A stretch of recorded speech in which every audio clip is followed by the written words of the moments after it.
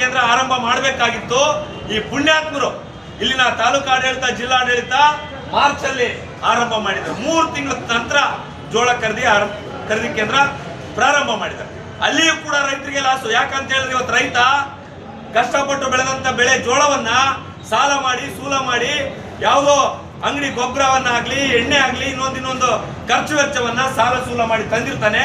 ಆ ಸಾಲ ಸೂಲವನ್ನ ಇನ್ನು ಬಡ್ಡಿ, ಚಕ್ರ ಬಡ್ಡಿ ರೂಪದಲ್ಲಿ ಇನ್ನು ಬೆಳೀತಾ ಇರುವಾಗ ರೈತ ಏನ್ ಮಾಡ್ತಾನೆ, ಸಾಲಕ್ಕೆ ಹಂಚಿ ಅಡ್ಡ ದುಡ್ಡಿಗೆ ಅಥವಾ ಏನೋ ಹೊರಗಡೆ ಖಾಸಗಿ ವ್ಯಕ್ತಿಗಳಿಗೆ ಅಥವಾ APMCಗೆ ಅಡ್ಡ ದುಡ್ಡಿಗೆ ಮಾರಕ್ಕೆ ಮುಂದಾಗ್ತಾನೆ. ಆಗ ರೈತರಿಗೆ ಏನಾಗುತ್ತೆ, ಲಾಸ್ ಆಗುತ್ತೆ.